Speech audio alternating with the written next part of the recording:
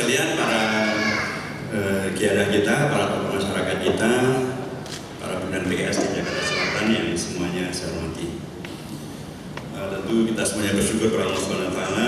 Karena sekali lagi syukur ini bukan sekedar basa-basi, tapi dia adalah bagian dari akidah, iman kita dan keperluan kita semuanya. Dan Allah sudah jelas menghadirkan sebuah keputusan untuk dirinya, wa idz ta'adzana rabbukum baru la in syakartum la azidannakum. Mengapa kita perlu syukur ini? Karena dengan sesungguhnya seperti yang tadi disampaikan oleh Ustaz Mansur Hidayatullah, kita memerlukan tambahan dari karunia yang Allah telah berikan kepada kita semuanya.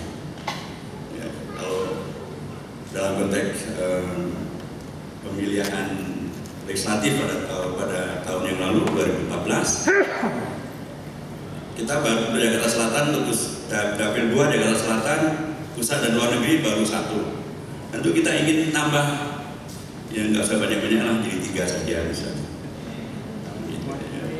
2 aja susah gitu. Tapi intinya kita ingin nambah. Kalau dari Jakarta Selatan kemarin untuk ke DPRD baru 3. Kita ingin nambah, ya syukur-syukur bisa 7. Kalau sekarang ini ada manuver dalam konteks Pilgub DKI untuk mengkoreksi undang-undang tentang kekhususan Jakarta, sehingga Pilgub DKI akan mengikuti kepada ketentuan undang-undang tentang pilkada yang baru, di mana kemenangan itu tidak harus 50% persatu, tapi cukup siapa yang mengambil surat terbanyak dialah pemenang. Jangan aminkan dulu karena ini bahaya. Pak DKI harus betul ini sebuah manuver yang akan mereka jaga, karena mereka khawatir kalau masih di putaran kedua akan terjadi head to head. Dan kalau head to head, ya mengalahkan itu sangat mungkin. Sekarang saja survei tertinggi dia hanya 43% kan. Artinya 57% kan tidak milih dia. Artinya dia kalah gitu loh. Makanya jangan antum aminkan. Tapi seandainya ada manuver itu, saya kira Pak Dipaham harus juga membuat sebuah manuver yang lain, bersama yang lain. Ajukan juga isu review terkait dengan wali kota dan bupati di Jakarta. Selama ini wali kota dan bupati di Jakarta dipilih atau ditunjuk? Ditunjuk. Kok bisa ditunjuk? Karena undang-undang kekhususan Jakarta. Nah, kalau undang-undangnya diamandemen, kenapa ini nggak diamandemen? Di Indonesia ini ada 4 daerah khusus, ada 4 daerah istimewa: Aceh, Jakarta, Jogja, dan Papua. Di 3 tempat yang lain, yang namanya bupati dan wali kota itu dipilih sama rakyat. Masa iya warga Jakarta kalah berkualitas daripada warga di Papua? Warga Papua yang sebagiannya masih pakai noken dan yang lain-lainnya itu, mereka pilih loh, bupatinya mereka pilih, wali kota Jayapura itu mereka pilih.